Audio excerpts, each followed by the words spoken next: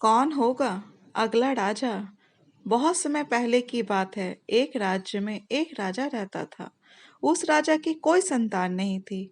बूढ़ा हो चला था और अब जरूरत थी इस राज्य को अगला राजा देने की। अपने मंत्रियों से बात की तो उन्होंने बताया कि आप किसी को गोद ले लीजिए। तो किसी ने कहा, महाराजा साहब, आप तो किसी को गोद लेने के बजाय किसी भी अपने पसंद के मंत्री को राजा बना दे। राजा को ये सब समझ में नहीं आ रहा था। किसी ने कहा, प्रतियोगिता रखवा लीजिए। यह सुनकर राजा को यह सुझाव ठीक लगा। तब राजा ने कहा, चलो अब एक काम करते हैं। किसी भी तरह की कोई प्रतियोगिता नहीं होगी। सिंपल एक इंटरव्यू होगा। जो भी आएगा मुझसे बात करेगा और मैं बात करके पहचान लूंगा कि क्या वो अगला राजा बनने के लायक है या नहीं।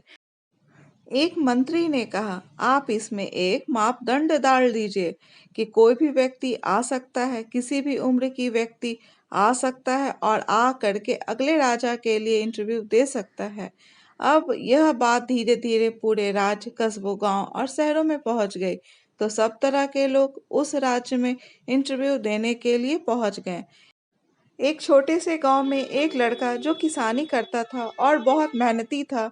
जब यह बात इस लड़के को पता चली, तब वह अपने पिताजी से बोला कि मैं भी वहां जाकर एक बार इंटरव्यू दूंगा।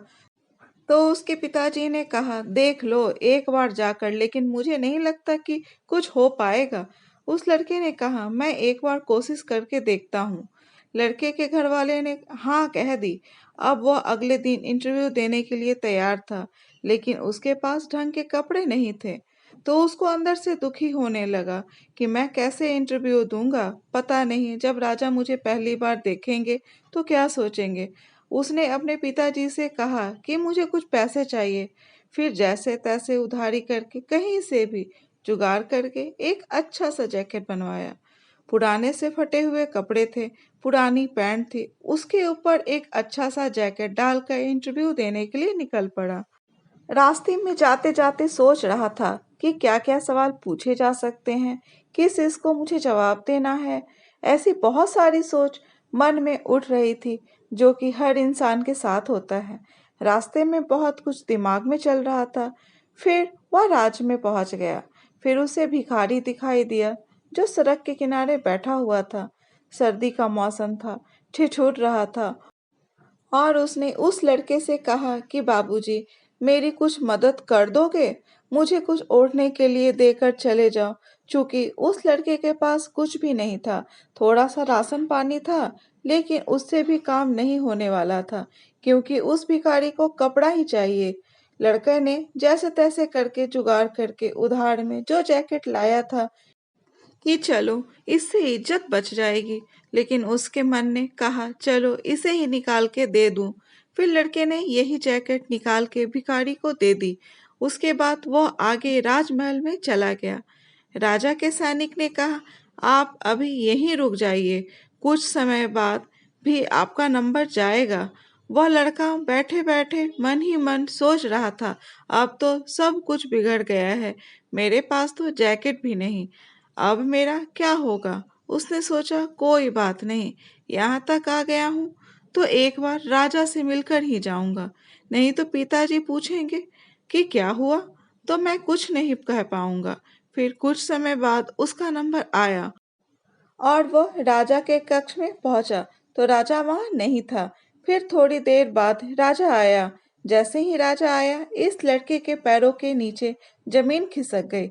उसे समझ ही नहीं आया कि ये क्या हो गया है, क्योंकि जो राजा था वही भिखारी था जो थोड़ी देर पहले रास्ते में मिला था, जिसने उसका बहुत ही कीमती जैकेट ले लिया था।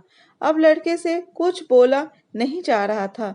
अब उसने ऐसे ही इशारों में पूछा कि क्या आप वही हो जो मुझे रास्ते में मिला था?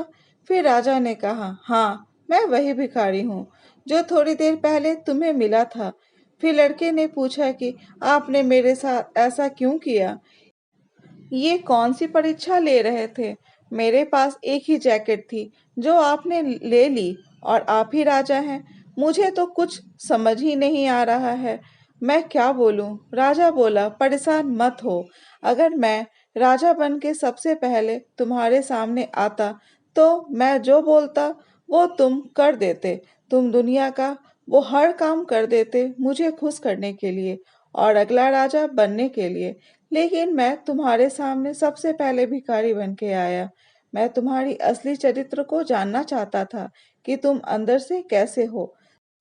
सर्दी का मौसम है और मैं वहां पर भिखारी बन के ठिठुर रहा था। मुझे नहीं लगता कि तुम्हारे पास घर में ज्यादा कपड़े होंगे। बड़ी मुश्किल से तुम शायद ये लेकर आए होगे।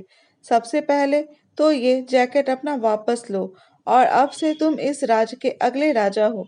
फिर लड़के ने कहा कि आपने तो मुझे कुछ पूछा ही नहीं, ये कौन सा तरीका है। फिर राजा ने कहा कि मुझे सब समझ में आ गया है। जो इंसान दिल से अच्छा होता है, जो बिना किसी स्वार्थ के दूसरों की मदद करता है और जो अपने पास नहीं फिर भी सामने वाले की मदद के लिए तैयार हो जाता है, वही इंसान सबसे अच्छा इंसान होता है। इसलिए मुझे राज के लिए ऐसा राजा की तलाश थी जो सबसे पहले अच्छा इंसान हो। इसलिए मैंने कोई उम्र तय नहीं किया था राजा बनने के लिए। ये कहानी एक बहुत ही खूबसूरत संदेश देती है कि जिंदगी में यदि कुछ बनना है तो सबसे पहले अच्छा इंसान बनो। दोस्तों, ये कहानी कैसी लगी कमेंट बॉक्स में ज़रूर बताएं। और अगर कहानी अच्छी लगी हो तो कहानी को लाइक, शेयर और चैनल को सब्सक्राइब जरूर करें। कहानी सुनने के लिए धन्यवाद।